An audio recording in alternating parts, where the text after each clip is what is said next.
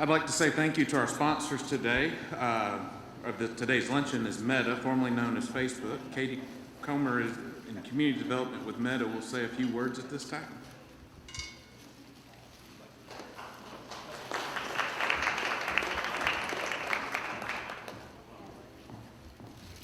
Thank you so much, Ned, and to the Chamber for allowing us to be here today. My name is Katie Comer. I manage our community development work in our East Division at Meta, but I'm also a very proud Georgian, so I would be remiss if I didn't say go Dogs. I feel like I've been saying that for the last month, but I slowly remind people that the Georgia Bulldogs are our national championships. So go Dogs. My name is Katie Comer. We are so incredibly proud to call Walton County home. Our data center in the Stanton Springs community has been our home since 2018 when we broke ground. Meta and our platform of apps are truly powering the next generation of connectedness and community. When I think about home and Walton County, I really think about the impact we've been able to make in the community, and one of our main partners in that has been the Walton County Chamber. I think back to COVID when we were able to call Terry up. I think COVID had just hit, and we were thinking about how we could make an impact, and one of the ways we wanted to do that was in our home communities. So I called Terry up. I remember it being a Wednesday. I think school had stopped on Monday, and I said, I've got X amount of money, and I want it to go to small businesses. And the Chamber was one of the first ones, Terry was one of the first ones that said, let's do it. Let's start an application so we can give back to our small businesses that are struggling during COVID. So we are so proud to be part of this community. We are so proud to call Walton County home and so proud to sponsor this luncheon. So thank you for allowing us to be here, and we appreciate your support of our products and platforms. Thank you.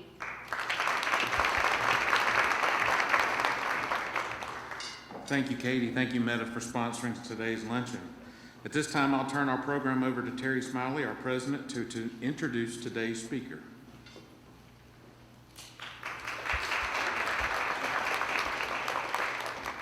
Y'all, I'm so excited. Raise your hand if you were just in the Women in Business Summit this morning. Yeah. So who's glad you paid the price to stay for lunch?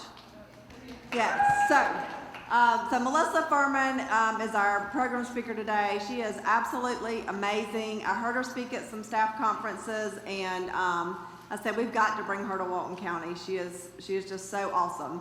And so I'm going to email you all her bio. She asked for 60 minutes. I told her she had 45. Y'all might start walking out at 1 o'clock, but you won't even realize it's 1 o'clock, right? Right, girls that were there this morning? So, women. You just told me not to call them girls, right? Women. Got it. Anyway, so let's give Melissa a Walton County welcome.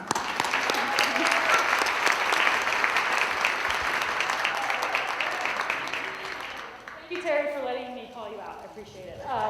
Thank you for having me today. I'm super excited to talk to you about thriving in a multi-generational workforce. Now, I don't have access to a clicker because of some technology differences, so I have a fabulous person helping me in the back of the room, and I told her that when I do this, it means change the slide. So just bear with me if you keep seeing me do this. That's what we're doing. So to get started, I need to know, when you come out of this pandemic, are you going to be the chunk, the monk, the drunk, or the hunk? So the chunk means you've been eating your way through the whole pandemic, right? And the hunk is you've been working out throughout the whole pandemic. Some of you have been training for marathons and doing all kinds of great things. The monk, maybe some of you found some spiritual enlightenment throughout the pandemic, learned a foreign language. Or, like, let's be honest, you're the drunk. Like, you've been drinking your way through the pandemic. Okay, so how many of you are, like, maybe the chunky drunk? Right? Or maybe you started off as a chunky drunk, and then your spouse or significant other was like, okay, babe, like, you need to get a handle, and now you're like the hunk. Who knows, right? All right, just some fun self-reflection.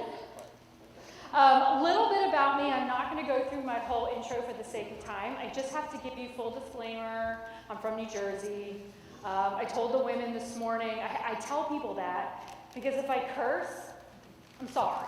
All right? It's not me being unprofessional or anything like that. They say you can take the girl out of Jersey, but you can't take the Jersey out of the girl. But I have been in Georgia for over 15 years now, so I call myself a Yankee Belle. Yankee, New Jersey, Belle from being in Georgia. My undergraduate degree was in psychology, master's degree in professional counseling, and I am a licensed professional counselor in Georgia and South Carolina. I tell you that because I want you to know that I genuinely care about people. And I've been helping people figure out who they are and what they want for over 20 years. But my doctorate's in business. So I also understand the bottom line, and I understand the importance of the bottom line for all of you and your businesses. And I primarily have worked in higher education. I started off working at Emory University in Atlanta, transitioned to the University of Georgia's Terry College of Business. Go Dogs. Then I spent some time at Johns Hopkins University up in Baltimore. This Yankee was trying to get back north for a little bit. But then came back down to Augusta University in Augusta, Georgia, and have been there for the last 15 years. I was the assistant dean of their business school for a little over 11 years before I stepped down to be a faculty member and to start my own business. And that's what I'm here today representing. It's my business called Career Potential, where I do coaching, consulting, and training around my different area of expertise, one of them being generational diversity, which is what you're hearing me talk about today. Okay, so that's kind of me in a quick nutshell. Okay, so I need to know who's in the audience here today so I can tailor this. I was told that it's rude to ask people their age in the South. So here's how we're going to do this. Look at the colors on the screen. If you're born pre-1945, you're a green. Do I have any greens in here? Show of hands. We have one in the back. Hey. Born 1946 to 1964, you're a blue. All right, you're still here. Yeah. How about my reds? You're 1965 to, oh, Lord. We're in a church. I'm sorry. So here's the thing, the reds, I'm a red. We're the problem. Okay? We're the hardest generation to work with and work for, but the good news is we're also a solution. We're also the solution. Where are my yellows? These are 1981 to 19, okay, you guys are the best generation in the workforce right now. Yeah, reds, you hang with me. I'll get you on board by the end here today, okay? Do I have any purples? This is 1997 to present. All right, yeah, welcome. Happy to have you. That's our Gen Zers. All right, now I know how to tailor. Let's go to the next slide. All right, so here's what we're going to do for the next 40 minutes-ish. First, I'm going to start off by telling you about the different mindsets and characteristics of the different generations. Because we have to do that first, because you have to understand how they think to better understand how and why they behave the way they do in your organizations, okay? Then I'm going to tell you why you need to care about this and some very specific, practical, tangible things that you can take back today. And then I'm going to close with what can we do to get everybody to play nice in the sandbox. Is that cool? We game? We game? Okay. Okay. Again. All right. For the first time in American history, we have 5 generations present in our workforce, and this has never happened in American history. And we actually have a 6th generation that was born as a result of the pandemic. So do any of you have children under the age of 12? Yeah, so welcome to the new generation. They're your kids, and they are called Gen Alpha. We will see if Gen Alpha sticks, because as researchers, we've been calling the millennials Gen Y, but the popular press likes to call them millennials. So as researchers, we're calling this new generation Gen Alpha, and we'll see what the popular press, what label they put on them. But I have to give you some quick disclaimers. Number one, everything that I'm talking about today are generalizations. Okay, so if you don't fit in that bucket, it's okay. Don't throw your shoe at me from the back of the room, all right? 2, these are American concepts. There are generations in many different regions of the world, but the terms and the dates that we're using here today are based on American historical occurrences that have happened in time. Because people don't realize generations don't just naturally happen every 10, 15, 20 years like some people think. Generations are actually defined by historical occurrences that happened during their childhood and adolescence. Which, if you think about it, that kind of makes sense, right? Things that happened to you as a kid, an early teen, has shaped your lens and how you see the world as an adult, which then translates into how you behave as an adult, okay? And there are socioeconomic and cultural influences that may create some outliers. So, for example, we all talk about how technology has shaped the millennial generation. Well, yeah, that's if you've had access to technology. And here in Georgia, we have a lot of rural areas that have not had access to technology. So a lot of times they talk about the impact of the iPhone. Well, there's still parts of rural Georgia that their folks don't have access to iPhones and or reliable cell networks. So there are some socioeconomic and cultural impacts. Okay, so those are my disclaimers. No one's going to sue me. We're good? Okay, next slide. All right, so this is what we're going to start with, is my one green in the back of the room. This is called the veteran generation, silent generation, sometimes even referred to as the best generation. But when I say veterans, that's not to be confused with military veterans. Okay, so two separate groups here. These folks are roughly 76 and older. And do any of you work for a green and or serve a client base that's of this age group? Okay, good. I want you to think about these people. At the very least, you can think about, most of you, your grandparents, okay? And you have to think about what they lived through as children to understand why they view the world the way that they do. So this generation lived through World War II, the Great Depression, like the for real Great Depression. And because they lived during those times, they experienced things like rationing. So when we were all freaking out about not having toilet paper, they were good. They were like, this isn't our first rodeo, right? And my gram has enough toilet paper in her house, like every cupboard you go in, she has toilet paper. And she's so serious about it, as I'm walking to the bathroom, she's saying, Melissa, remember, only use 2 squares. And I'm like, Graham, you have enough toilet paper, we're gonna like bury you with it, all right? But this is important because they were a highly resilient generation, and the big thing you need to remember with this generation is they strongly believe in nuclear families, and they strongly believe in traditional gender roles. So for my young women, this is hard sometimes when they interact with people from this generation, because they come up to you, they want to call you honey and sweetie and like hug you, and trust me, in Augusta, Georgia, when I go to Rotary meetings, this is like all of them, right? And I want to like punch them in the throat, and like put out my hand and say, Dr. Melissa Furman. But do I do that? No. This is their generation. This is just their mindset and how they see the world. Now, they aspired for home ownership, and their communication preference is face-to-face. So if any of you serve this population, they want to come into your banks. They want to come into your doctor's offices. They want to have face-to-face appointments. And their decision-making method is very hierarchical. They strongly believe in hierarchy, authority, respect, formal communication, formal attire. And so they're very, very formal. But they're only 3% of the workforce. And when they leave, there's going to be a massive knowledge gap. Because where do they know? Where's all their knowledge? It's right here, right? It's not even in a filing cabinet or an email somewhere. It's all here. So when they leave your workforces, you're going to have this massive knowledge gap that you're going to need to find ways to backfill that gap. All right, where's my blues? All right, let's talk about y'all. You guys grew up during the Cold War. Did you all have the sirens exercise drills when you were in school? What did you do when the sirens went off? Okay, so those of you who are younger, who have no idea what I'm talking about, they lived through very turbulent times, and they had threat of nuclear war. And just like we had fire drills, Gen X, mass shooting drills, millennials, and Gen Z, they had nuclear war drills that if these sirens went off, they were to get under their desk and cover their heads. Just curious, how is that going to save you from nuclear war? But you just did it anyway, right? So they lived through the Cold War.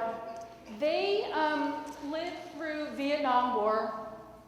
They lived through the assassination of Dr. Martin Luther King Jr. They witnessed the assassination of a president. Y'all, they lived through very, very turbulent times. And because of that, that has shaped their lens and how they see the world. Just for a little side note, the signature product of this generation was the TV. Boomers, tell us what TVs looked like when you were growing up. Where were they? Were they on the wall? Where did they sit? They sat on the floor, and they were like a piece of furniture, right? What was on top of your TV? Okay, so the young folks don't know what an antenna is. And yes, so if you didn't get good service, what was on top of your antenna? Tin foil. Okay. What was your remote? You were the remote because there was no remote. How many channels did you have? And you know what I learned the other night? That some of you experienced were turned off at midnight? Is that true? Oh my gosh. And how many TVs did you have in your household growing up? This like blows my mind. I'm like my college students. They're like, what? Like, this is crazy. All right, so boomers, they lived through very turbulent times, okay? They aspired for job security. So how many organizations, boomers, did you think you were going to work for when you were coming out of school? One, maybe two. That blows their mind as well. They're like, that's just unheard of. Your communication preference is face-to-face, yes. You don't mind the telephone. You will email because guess what? You guys invented email because you thought that email was going to make you more efficient. How's that working out for you? Right? And you guys text. Why do the boomers text? Anybody? Because that's the only way their millennial kids will communicate with them. But did y'all notice they're all about emojis right now? So this is how they text, right? Hi, Melissa, comma. This is Dad, period. I'm like, Dad, I know it's you. Like, you don't tell me it's Dad. And he's like, are you coming home for dinner tonight? Question mark. Your mother's eggplant parmesan is amazing. Eggplant, eggplant, eggplant. Love you, comma, Dad. I'm like, Dad, you told me twice in one text message it was you. And the emoji eggplant, so you want to know what I did? I called my 30-year-old millennial baby sister, and I said, hey, you're the baby, so I'm delegating to you. You have to call Dad and tell him why he can't use eggplant emojis. And while you're at it, tell him about peaches, pineapple. And she's like, really, Melissa? I'm like, yes. Okay, so if you're sitting in here right now and you don't know why you shouldn't be using eggplants, find the youngest looking person at your table. And yes, young people, it is your job, it is your service to tell them why they shouldn't be using those emojis. Okay? All right, so let's talk about their decision-making style, right? So, I love it. Keep sharing. Hot dogs, pineapples. Yeah, okay? So the boomers, so how many of you work for a boomer? How many of you work for a boomer? Okay, so you live this world. So their decision-making style is they love consensus.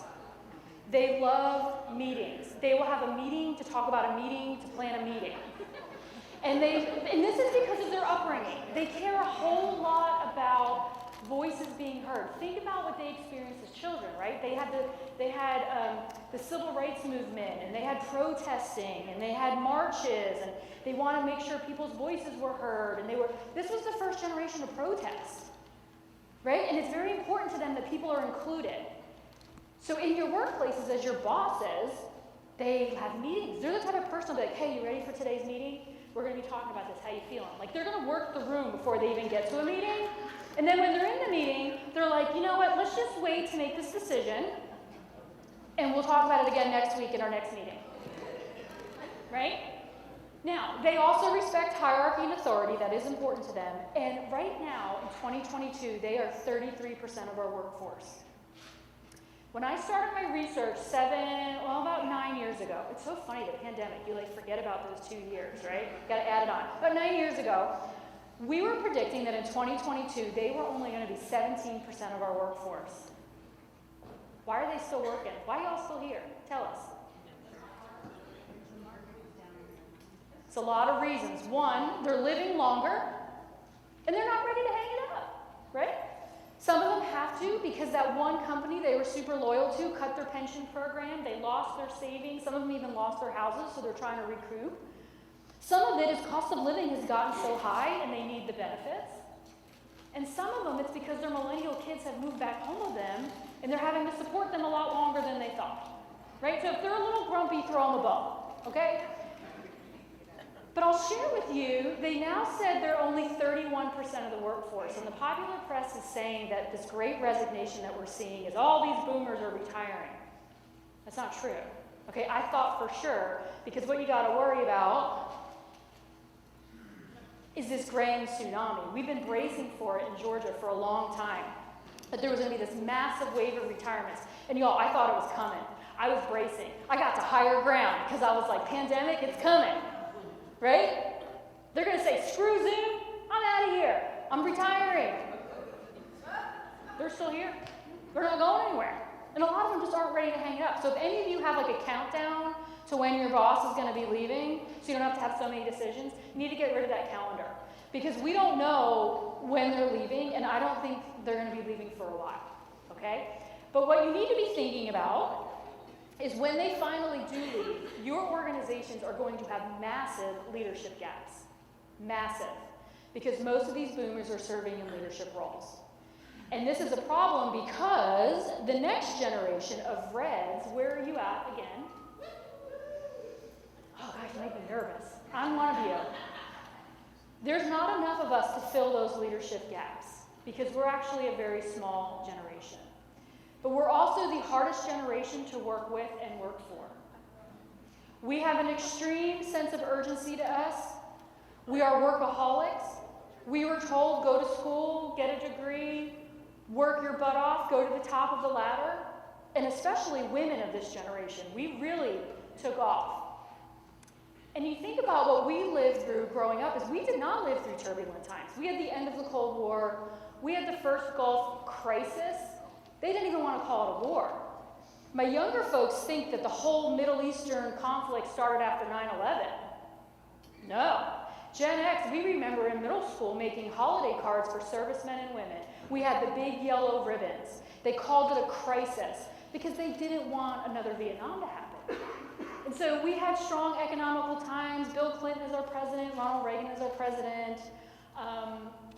But we are the first generation where both parents were working, and we're also the first generation to experience high divorce rates. And because of that, they call us the latchkey kids. Why, my Gen Xers? Why do they call us the latchkey kids? Because many of us had keys around our necks or in our book bags to let ourselves into our houses by ourselves. How old were we? 8, 9, 10, 12. What? And because of that, we are highly resilient, but we're also highly independent. We're not the best team players. We like to say we are, but are we really? Let's be honest, okay? Now, our aspiration, career success, when I get a business card and there's all these letters after your name, I immediately know you're a Gen Xer. I'm like, this is a Gen Xer for sure. And our communication preference, anything efficient. If that means email, phone, Facebook, whatever gets shit done, that's what we're going to use, right? But this is how it rolls, you ready? We send an email. We don't get a reply, so then we send a text, did you get my email? And then we don't get a reply, so we get up, we go walk over to their desk, and we're like, did you get my email? And your employee's like, when did you send it? I sent it 5 minutes ago, did you get it? And they like pull it up, and they're like, okay, yeah, so you said you need that spreadsheet by tomorrow. And we're like, you know what? Never mind, I'll just go do it myself.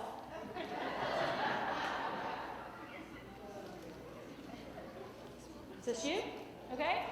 And our decision-making method is highly independent. So when we go back to this conference room of these meetings, we're on our way to the conference room on our phones, answering email number 500, and we're mumbling to ourselves, I don't even know why I'm in this meeting, because I already made the decision 15 minutes ago.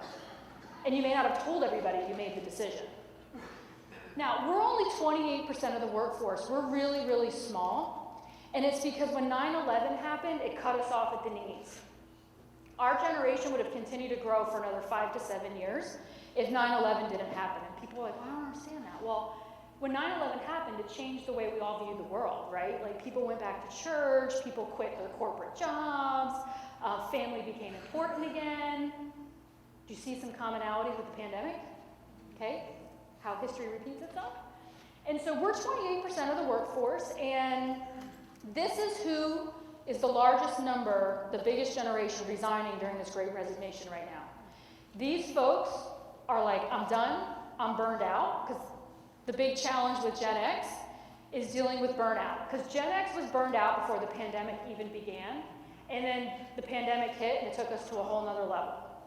And we've had times to go home, we learned the names of our kids again, and we started spending time with our family, and why do you think many of us are hanging it up? What are we doing? Starting our own businesses. Because we have enough experience, we have enough capital and money saved, and let's be honest, nobody was managing you anyway. I mean, because like, who can manage a Gen Xer? And if you're going to work 80 hours a week, you might as well work for yourself. And so there's this huge flux of entrepreneurs. And as economists, they were a little bit worried because the millennial generation wasn't pursuing entrepreneurship at the same rate of previous generations. They're not worried anymore. Gen X is backfilling it. But again, what you need to be worried about is this leadership gap. Because when the boomers finally do retire and your exes are like, I'm out, what's going to happen? These highly ambitious, innovative millennials, if they haven't already, are going to be thrusted into leadership positions with little to no training on how to be a manager or how to be a leader. They think they are, they're confident, they want to do it, but are they really emotionally and professionally mature enough to do it? Okay, so let's talk about them. I call them the peace out generation. Which, by the way, my college freshmen told me, they're like, Dr. Furman, that's like so not cool anymore. And I'm like, what am I supposed to do? Like, drop the mic? Like, what? And they're like, just don't do anything. Like, just say peace out. I like doing it. They're the peace out generation, because if they're not happy, they're out. If they're not happy at work, they're quitting, and they don't even give you 2 weeks' notice. If they don't like you, they're breaking up with you, and they don't even tell you. Because what's that called, y'all? They're going to totally ghost you. Gen X isn't happy, they go home, they bitch about it, they write like 6 resignation letters to themselves, they get up the next morning, put their handbag on, and like they go to work, right? Not them, they're not happy, they're out. And that is why a lot of them are resigning during this great resignation, because if they don't feel like you care about them, they're out. And this is where the big disconnect is. The way that they want to be cared about is different than how you think they want to be cared about, okay? So let's take a look at them here real quick. Let's talk about what they lived through growing up so you understand their lens. My yellows, how old were you when 9/11 happened? Whoever said 18, you're probably more of a cusper and you're demonstrating more Gen X tendencies. The rest of you who are like 15 and younger, so I heard 7, 8, 11, okay? How old were you when Columbine happened? That was 98. 8, 6. Okay? I have my cusper over here. What were you told was going to happen on December 31st, 1999? Okay, so I want you all to think about this. This generation, as young children, had a terrorist attack on U.S. soil that we were told was never going to happen again since Pearl Harbor. They suddenly had these mass school shootings. You were told that the end of the world was going to happen on New Year's Eve. You had Al Gore telling you that the hole in the ozone layer was so big that you were going to have to wear sunblock and sunglasses every single time you went outside. You saw your parents who were solely committed and loyal to that one organization. They let them go. They lost their job, they lost their pension, and they're having to work longer. I want you all to think about this. And so their boomer parents became helicopter parents, and they hovered because life was scary. Can you blame them? Look what they lived through as children. They were old enough to know that scary things were going on, but they weren't emotionally mature enough to process it. And because of that, they are not aspiring for career success. They're not aspiring for job security. Oh, heck no. They aspire for freedom and flexibility because they're living for today because they don't know where tomorrow's going to look like.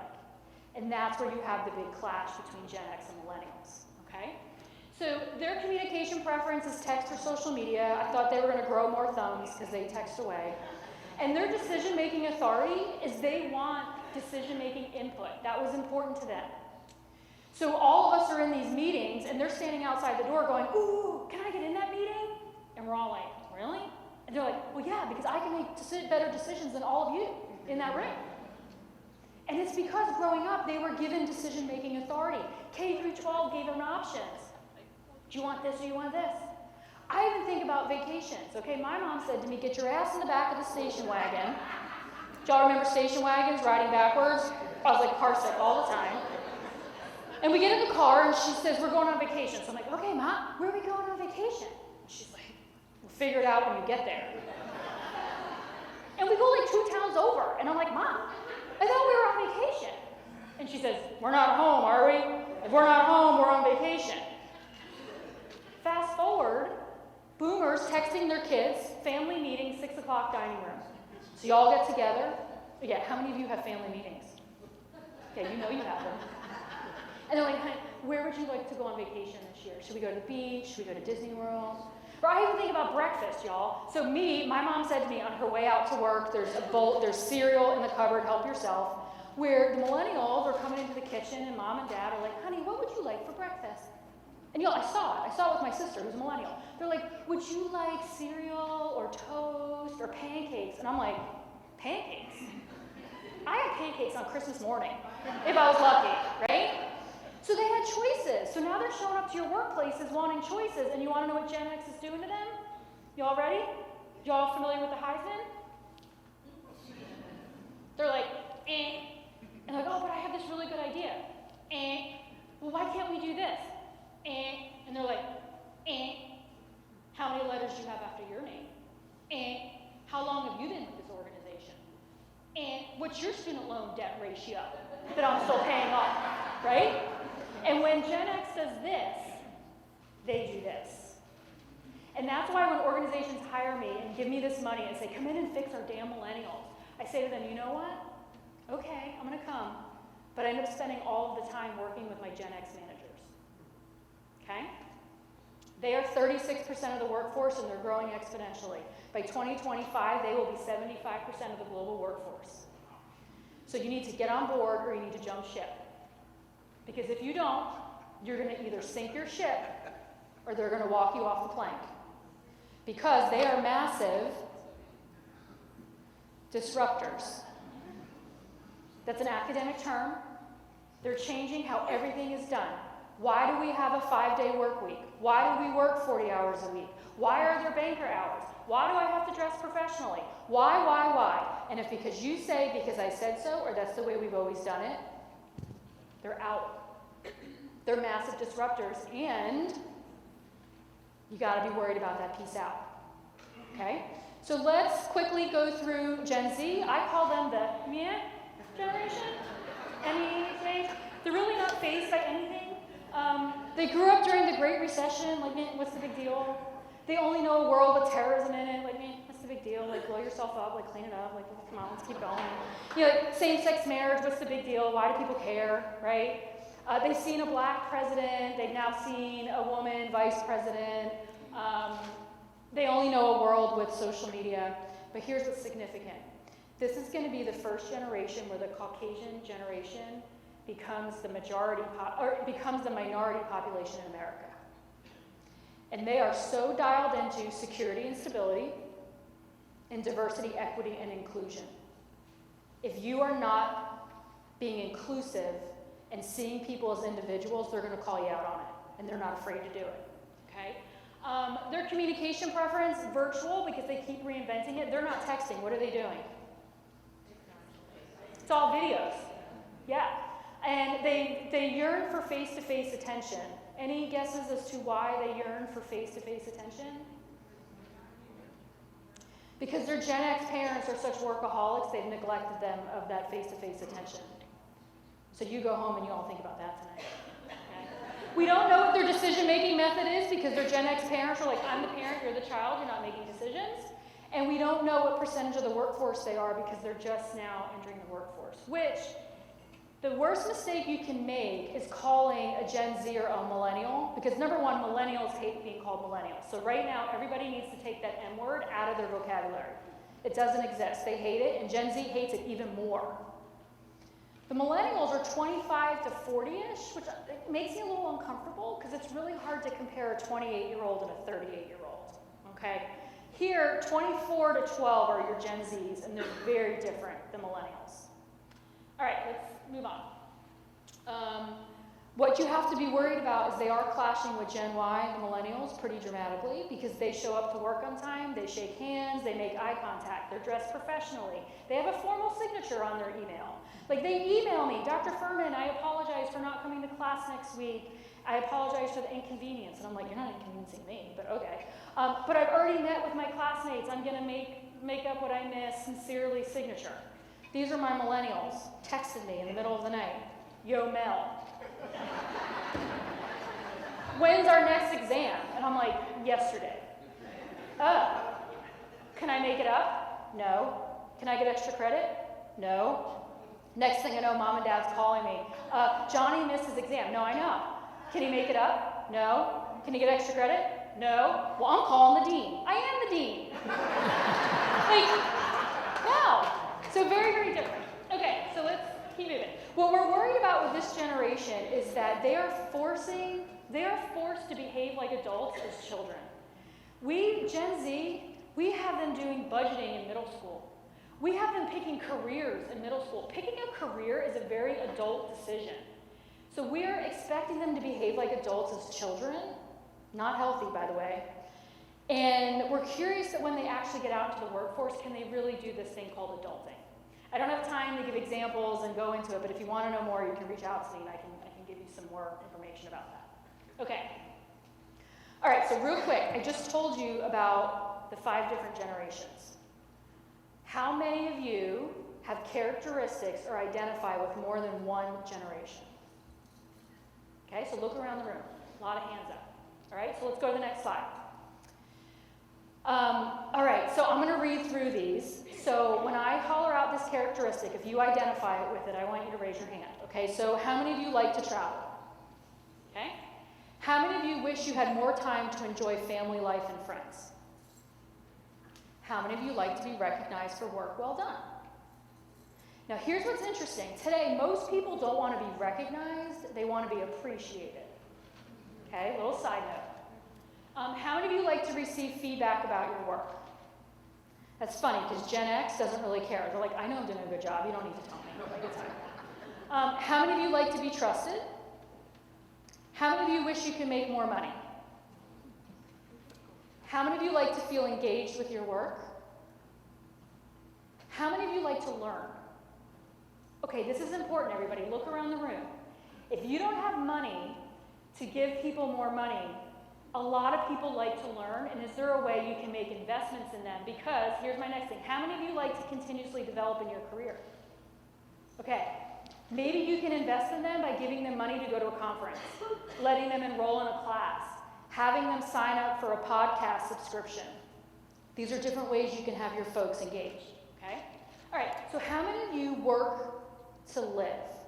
So you basically you go to work to get a paycheck because life starts when you get off of work. Versus how many of you live to work? Like if you won the lottery, you would still work tomorrow. Okay? This is the biggest difference. So the younger generations, so Gen X specifically, we've been searching for work-life balance. By the way, has anybody found it? Right? The younger generations are all about work-life integration. Now, how do we integrate it? Because they do a whole lot of work in small spurts of time. So they get up, do work, go walk the dog, do work, go to brunch and eat avocado toast. They do work, then they go to the brew pubs, right? So they integrate it where like Gen X gets like pit stains even thinking about it. They're like, oh, no, I gotta give it to her, right? How many of you respect hierarchy and authority? If you're sitting next to your boss, you better raise your hand. Okay. All right, so what just happened there? So let's go to the next slide. What just happened? Don't read the slide, I just have it up there. Almost all of you raised your hands saying that you identify with more than one generation. And then I just read through all these characteristics, and almost all of you raised your hand for a lot of them. So what just happened? We're a very diverse group. What just happened is you just showed that as different generations, we actually have a whole lot more in common than we have different. And then let me really rock your world. 80% of those characteristics I just hollered out to you are characteristics of the millennial generation. Gen X is like, no freaking way. Yeah. Because this millennial generation, what we're hearing actually doesn't empirically exist. It is a popular press phenomenon. Trust me, I tried to write a dissertation on it. It doesn't happen. It's just it's a popular press phenomenon. So if you go back to 1970, Time Magazine, November edition, watch out, here come the boomers. Fast forward 1990, watch out, here comes Gen X. But what we've been hearing about for the last 15 years is, oh, these damn millennials, and because of social media, it's spread like wildfire. Because it doesn't exist. What you're actually experiencing, because some of you are like, no way, Melissa, I live this, don't tell me that, I see them, they're behaving entitled, they don't come to work, they're coming to work in flip-flops, they come in whenever, I get it. But you want to know what you're experiencing? Is a lack of professional and emotional maturity. It has nothing to do with what generation they were born in. Has nothing to do with it. So the boomer generation, they behaved like that probably when they were like 15, 16. And they grew up, adulted, probably around 18, 19, 20. They had mortgages, they were married, they had kids. Gen X, we were doing that in our like early, let's say late teens, early 20s, mid 20s. So we had that professional maturity in our late 20s. The millennials, we're not seeing it until their mid 30s. So what you're experiencing is professional maturity differences, not because that generation is tainted. And that's why the older millennials have outgrown it. Okay, so let's go.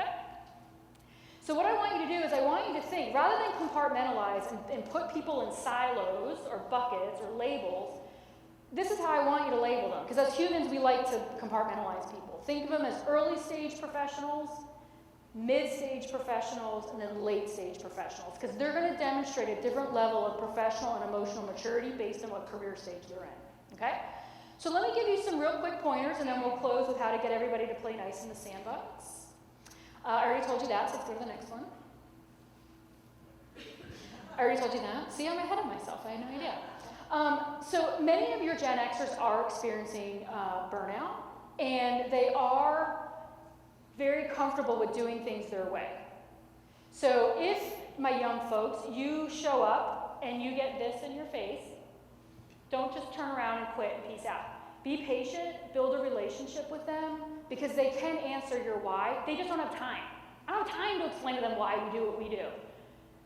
So find when they have more time and they can explain it to you. Okay? Do you all know what this is? That's a high-end typewriter. Boomers may be feeling a little obsolete, and they're not going anywhere. So reinvent them. Give them opportunities to reinvent and recharge them. And they are awesome mentors for your millennials. They gave birth to them, okay? And so don't just write them off and wait, count the days till they retire. Use them. They have so much expertise to provide you.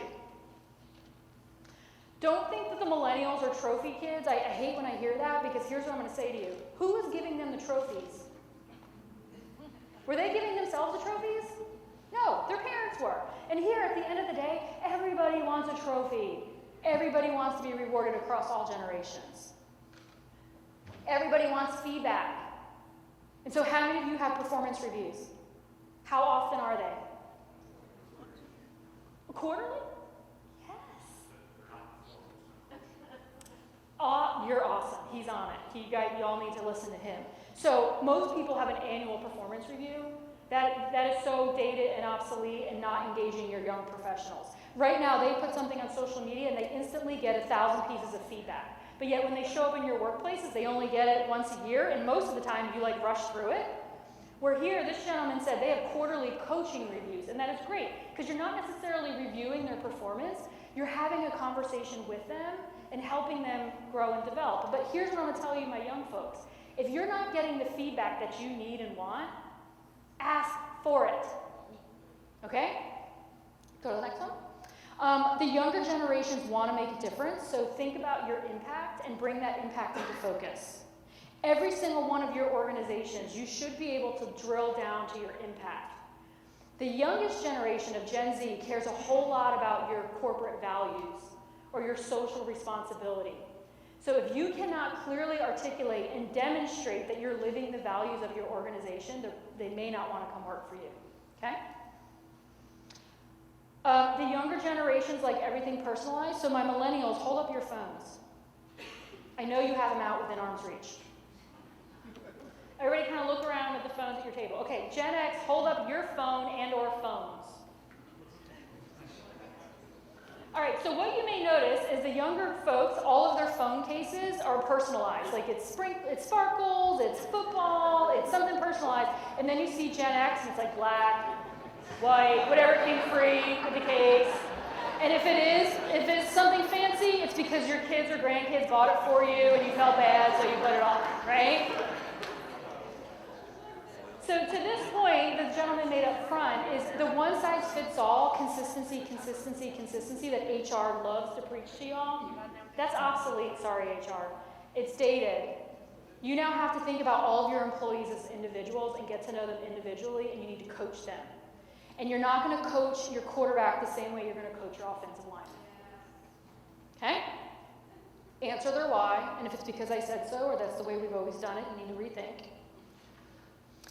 The young people expect and demand innovation. So if your organizations are not demonstrating, eating, living, breathing innovation, they're out. Okay, so I'm going to close here, and y'all, here's what's super cool. I can do this in 3 minutes or less, because it's not rocket science. It's really very, very simple, which I already said. The first thing you need to do is you need to care. And Gen X is like, do I really need to care, or can I just like pretend like I care? You not only need to care, you need to communicate that you care. And that's where some of you may not be great at communicating that. People want to know that you care about them. And you have to stop thinking of them as millennials or boomers or Gen X or compartmentalizing or giving them whatever label you want to give them. You need to start thinking of them as individuals and understand that every single one of them has a different lens in how they see the world. And you don't have to like their lens, you don't have to agree with their lens, but you have to respect their lens. Okay? Because everybody comes from a different upbringing, different background. And so the more that you can learn about yourself and you can learn about others, so if any of you have access to assessments that you can take, and we talked about this in the women's program this morning, you need to learn about who you are, your biases, your blind spots, your strengths, your preferences, your communication styles. And then once you know that, you need to learn that about all of your people. And then you need to adjust and meet somewhere in the middle. Because you don't ever want to assume anything. Because if you assume that someone's older, they don't know how to use technology, or the young people are like IT support, you don't want to do that. You're compartmentalizing. And so to get to know your people, you have to be approachable and available. And again, this is where my older folks are struggling with this. You're so stressed, you're so overworked, you're doing a job of 3 people, you're balancing all this stuff. And so I was like, okay, we need to schedule care time on your calendar. And they're like, really? I said, no, you do. And it has to be daily, self-care and the care of others, and you have to be approachable and available so these young people can learn from you. And focus on the similarities. Think about that exercise we did. Go back to your offices. Music is a great thing to bring people together. So maybe on Fridays, wear your favorite concert t-shirt day, right? Mine's going to be the Guns N' Roses, Metallica, Faith No More concert. My U2 concert, you know? Backstreet Boys? Yeah, sweet. So focus on the similarities, not the differences. Okay, who is this? Okay, you make me feel so much better because my college students are like, Karate Kid? That's the movie with like Will Smith's son. And I'm like, oh my gosh. Okay, so real quick, 80s references, name the movie. This is our time. This is our time down here. Don't feed him after midnight. Ludicrous Speed. Spaceballs. Yes. Something about, I'll just say Goose. Top. Yeah, okay. I feel like I need to teach a class of nothing but all of the fun 80s movies that my college students have no idea what I'm talking about. Okay, this right here is you need to be someone's Mr. Miyagi. Okay? If you take the experience and the work ethic and the resiliency of the older generations and you take them with the ambitions and the innovation and the creativity of the younger generation and you put them together, your organizations are freaking amazing. But you have to be Mr. Miyagi, right? Because Daniel's son was like super annoying, right? Like he was like always in his face and he was breaking his bonsai and he was like doing all this stuff. And what did Mr. Miyagi do? He was emotionally mature and he was calm,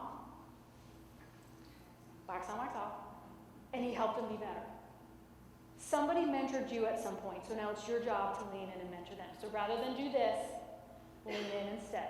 Okay, so in closing, my last slide here is this whole 45-minute thing you sat through today was a diversity training, because that's what this is. Recognizing and understanding that everybody has something to bring to the table and they all have a different lens, and to stop compartmentalizing. Help them grow professionally and emotionally so they get to that maturity level that you need them to be to bring your organization into the future and to be successful into the future. So that's all I got. Here's my contact information. If you have any questions, Terry does have a handout. We didn't tell you that on the front end. That she's going to email to all of you that has everything that was in my slides, so don't worry if you missed something. And if you have any questions, anything you want, reach out to me. And if you want, you can follow me on LinkedIn. I curate a lot of articles about this topic and my other topics. You know that they come from reliable resources, and I'd love to connect with you on LinkedIn. So thank you for having me. I'm 1 minute over. Hey Abigail, how are you? Nice to meet you. Well, good deal. Yeah, that'll be good. I'll be there on the 22nd. Okay, good deal. Okay. What I'll do is Have you? Let me introduce you to. I'm in the floor putting everything together. It's like, it's rather white dress. It's like, come on, you and see if he's got that. Give me a couple days.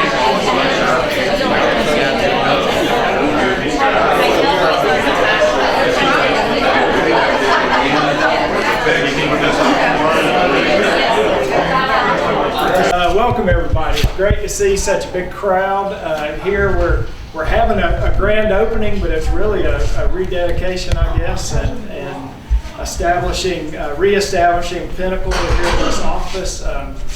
Been reflecting this morning on our history here in this community, and talking with Lee also the history of this building and this bank, which we both joined the community about the same time. So when Liberty was getting started in 2006, in that time frame, Pinnacle came to Monroe in 2007. And I can tell you that our experience in this community has been fantastic. Everybody has been welcoming and encouraging and very business friendly, very interested in seeing people succeed, and it's just been a great joy for us to grow and expand and be able to contribute to that here. And we're getting to do it even more now that we've partnered with Liberty and become Pinnacle, and we now have 2 locations here, and it's just exciting to see the growth and expansion in this community, and how just think about what the future can bring. So we're really excited about that. We've got several introductions we want to make today. I should have introduced myself. I'm sorry. My name's Jackson McConnell. I'm the CEO of Pinnacle. And this kind of thing is what we love doing. It's just so exciting to see people and be with community and serve people like you. So thank you for being here and helping us recognize that. So let me introduce Lee Garrett. Lee's going to go through some introductions and tell you more about his staff. And Lee, we're excited to be here. Thank you. Thank you. It is exciting. We're just thrilled that all of you are here. Jackson, the team at Pinnacle, and this merger could not have been better. This just been a great partnership. We're just able to continue what we started here in Monroe, and now we've got a lot more horsepower and a great team that we've put together. I'm just so excited that all of our team that was at Liberty are here. Maxine Peaks has remained here as our our branch manager. She didn't want to talk today, but so I'm speaking for her. But I will tell you that I cannot say enough great things about Pinnacle and the culture they brought to Monroe and to Liberty First. It's just been fantastic. The two companies married up so well together. The transition has been seamless as a transition can be, and we're just as happy to be part of Pinnacle as I can say. So welcome to everybody. But I do want to introduce my team. They're the most important people here. They take care of all these people in our community, and we're just excited to be bigger and better in Walton County. So Maxine Peaks is our branch manager. I mentioned her. She's not going to speak. So Maxine, if I forget anybody, just make sure that I recognize them. Oh, yeah. Karen Mahmood is behind you there. Y'all know Karen. She's our personal banker here. Adrienne Suggs right here, our teller lead. Hello. Behind me. Kathy Shepard is somewhere. There she is. She's been in our administrative assistant. Now she's doing universal banker and teller work here downstairs, so y'all get to see her. Kim Marlowe is our newest member. She's right behind me here. And Melissa Lovingood is our mortgage banker. She's standing in the back there. And then on the business banking side, y'all, people you're familiar with is Janet Townsend and Russell Ashley. They're our lenders here in Monroe. Sonia Lassiter, where are you? There's Sonia. She does loan processing and support here. Derek Watson. Derek Watson is our credit analyst. He's based here in Monroe. Jenny Ferguson was our compliance officer at Liberty First. She is somewhere. Where is she? She's over there hiding. Vicki Hubbard in finance and accounting. She's right there. And everybody's hiding in the back.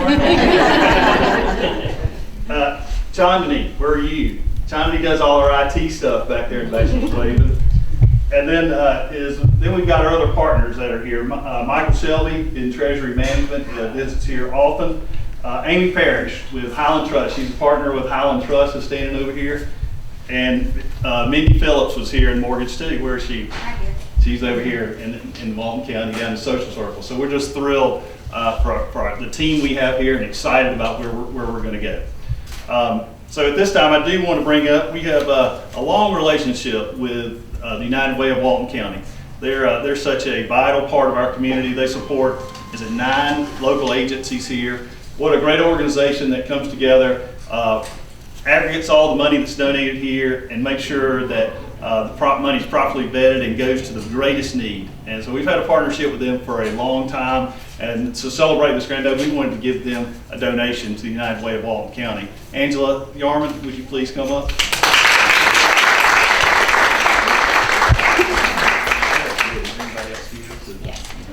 Well, I just really want to thank Pinnacle Bank for honoring us in this way on the occasion of your grand opening. We're just so thrilled and grateful to have this contribution. Lee has been a great supporter of United Way for many years. He's a former board member, former chairman of the board, campaign chair. Maxine serves on our board. We've got a couple of other board members here, Dr. Nathan Franklin and Kevin Jones from Hitachi. And I hope I'm not missing anybody, so if I've got any other board members. Patty Southers, one of our former board members. So it's just great to be in this community that loves people so much and works so hard to support our 9 agencies, and we really do appreciate the support of Pinnacle Bank. Thank you, Lee. So the Walton Chamber's here to help us cut our ribbon today. Terry, who's going to coordinate? Is it Carrie or? We'll let the new guy do it.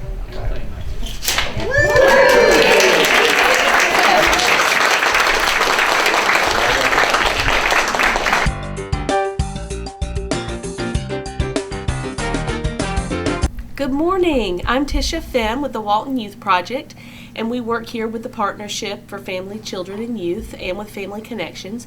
And normally I tell you all of the things that we have going on in youth development, but this morning we want subscribers. So I'd like to invite you to subscribe to our Facebook, our Instagram, and our YouTube channel. Facebook and Instagram are at Walton Advocates, and YouTube is the Walton Youth Project. We are currently working on a photography campaign, which is called Unite Walton. We're also working with an interview series called Pillars of Walton, in addition to our after-school mentoring services. So please like and subscribe, and we look forward to seeing you online. Thank you. Well, this is Sunday, February the 6th. We're over here showing you, this is where the old Carver gym was. A lot of memories here at this gym, and as you can see, it has totally been destroyed, and they are cleaning it up now, but this is what's left of the Carver Gym. Out in your community. Sign up and receive individual or group fitness tracking, fitness demos by certified trainers, recipes, and a guide to resources in your Georgia County, all in one easy-to-use site. When you move more, you live more. WalkGeorgia.org.